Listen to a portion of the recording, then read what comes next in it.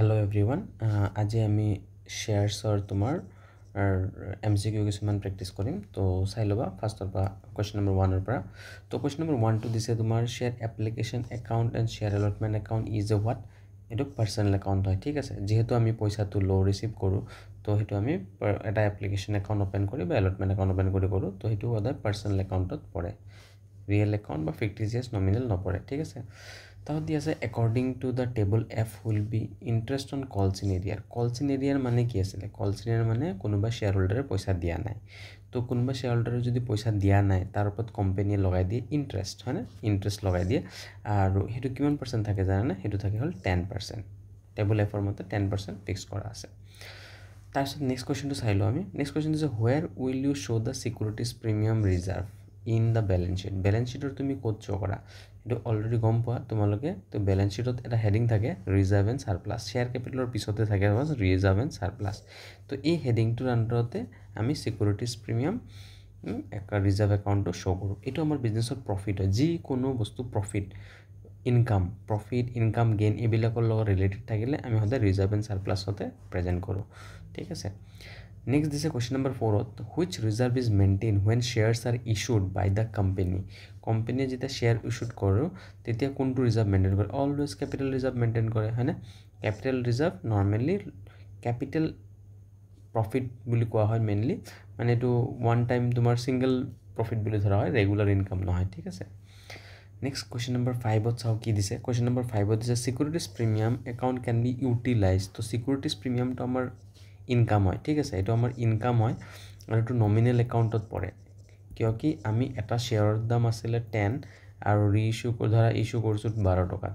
এইটো market value হয় এইটো ফেচ ভেলু হয় ডেট মিনছ 2 টকা এটা বেছি পাই আছে না এই 2 টকাটোক প্ৰিমিয়াম বুলি কয় এই প্ৰিমিয়াম তো এই প্ৰিমিয়ামটো যদি প্ৰফিট আমাৰ বিজনেছত হৈছে তো এইটো আমি ফিউচাৰত ক'ত ইউজ কৰিব পাৰিম কৈছে কি আমাৰ তাত চাৰিটা অপশ্যন আছে তো ইয়াৰ ভিতৰত হ'ব to write off the preliminary expenses preliminary expenses write off কৰাৰ কাৰণে আমি ইউজ কৰোঁ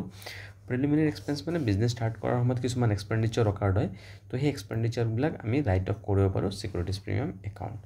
আৰু বাকীটো ডিভিডেণ্ড দিয়াৰ কাৰণে ইউজ কৰিব নোৱাৰা জেনেৰেল ৰিজাৰ্ভ ক্ৰিয়েট কৰাৰ কাৰণে ইয়াৰ পৰা নহ'বই কিয় কি জেনেৰেল ৰিজাৰ্ভ আমি ক্ৰিয়েট কৰোঁ ৰেগুলাৰ ইনকামৰ পৰা যিবিলাক আমাৰ বিজনেছত ৰেগুলাৰ ইনকাম হ'ব তাৰ পৰাহে আমি জেনেৰেল ৰিজাৰ্ভ ক্ৰিয়েট কৰিব পাৰোঁ নেক্সট আহি যাওঁ preliminary experiences will be written of in the same year against তো কোনটো আমি কাৰ এগেইনষ্টত কৰিব পাৰোঁ এই একে বস্তু হ'ল প্ৰিলিমিনাৰী এক্সপেঞ্চটো ছিকিউৰিটিজ প্ৰিমিয়ামৰ এগেইনষ্টত আমি ৰাইট অফ কৰিব পাৰোঁ সেইটোৱে কৈ আছে তাৰপিছত নেক্সট কুৱেশ্যন নম্বৰ 7ত দিছে টেবল এফ ইণ্টাৰেষ্ট অন কি দিছে কলছ ইন এডভান্স মানে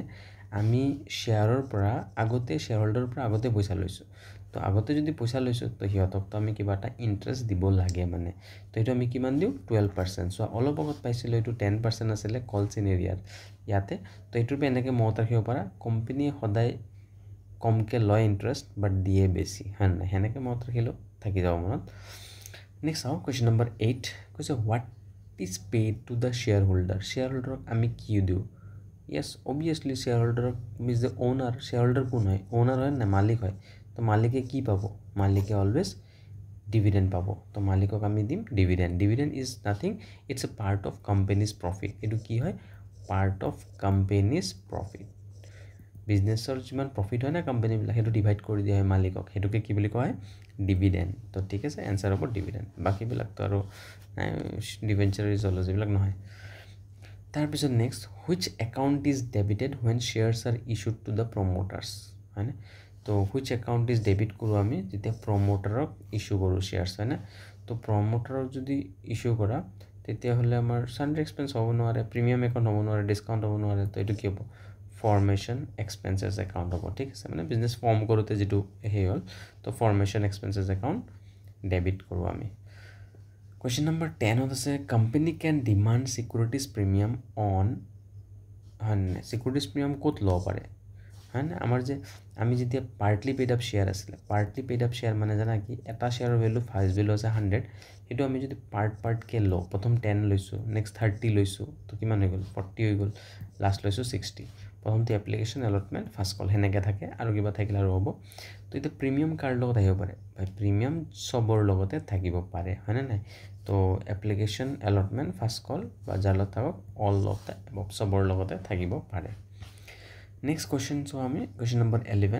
11 নম্বৰটোত কি দিছে share capital account should be debited at the time of forfeiture okay ফৰফিচাৰৰ টাইমততো শ্বেয়াৰ কেপিটেল একাউণ্ট ডেবিট হয় ফৰফিচাৰ মানে কি জানানে ফৰফিচাৰ মানে